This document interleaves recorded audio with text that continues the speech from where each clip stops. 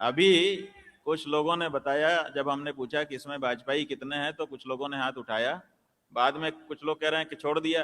मैंने छोड़ दिया तो हाथ क्यों उठाया? पहले कट्टर भाजपाई थे, अब छोड़ दिया।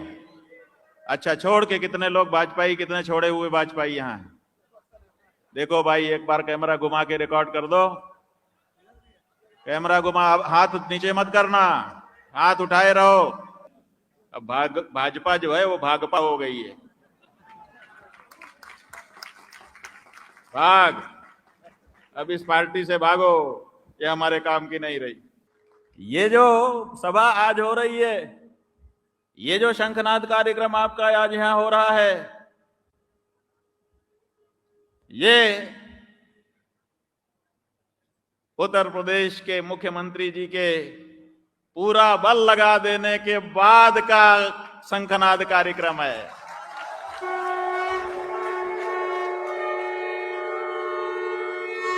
यह युद्ध वैचारिक क्रांति है। अभी हमारे मन जो मलिन हो गए हैं और जो हमारे मनों में अधर्म का वातावरण हो गया है, उस अधर्म के वातावरण को समाप्त करने के लिए, गौ माता की रक्षा के लिए हम जो जन संग्रह करेंगे, जनमत संग्रह करेंगे, यही जनमत संग्रह ही हमारा युद्ध है।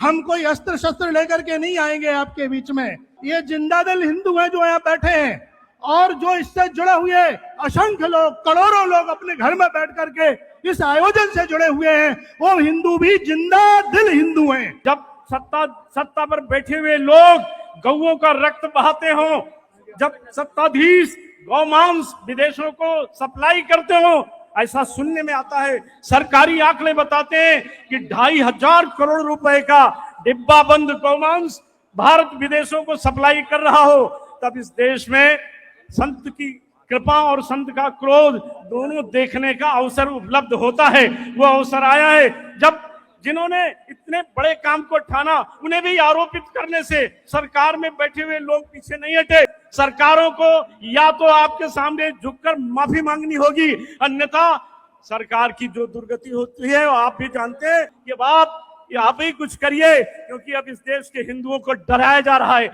यहाँ आने के लिए रोका गया, हमको भी रोकने का प्रयास हुआ। कालनेमियों के बीच में कैसे संघर्ष करते हैं ये लोग जानते हैं।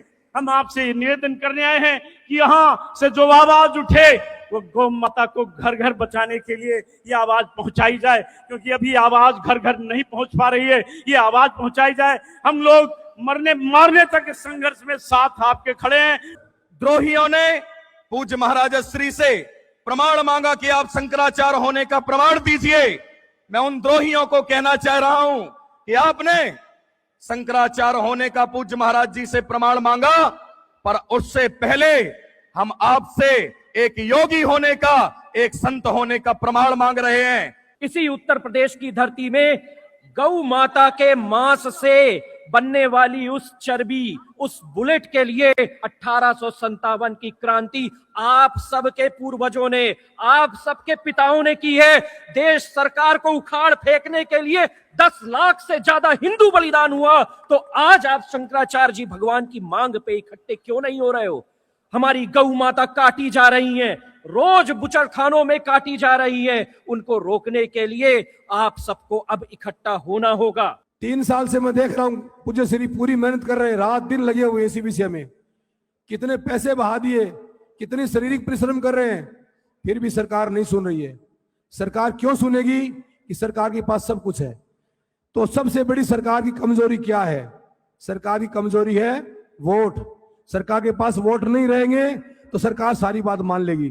तो मेरा तो पूज्य श्री से भी यही निवेदन है, आप लोगों से मैं यही अपेक्षा करता हूं कि पूज्य श्री को अब जहां जहां सरकार का चुनाव होने वाले हैं उन क्षेत्रों में जाकर के उनके वोट पे चोट पहुंचाए, और जो हमारी गौ माता की बात मानता है उसको उसके पक्ष में वोटों का समर्थन करे।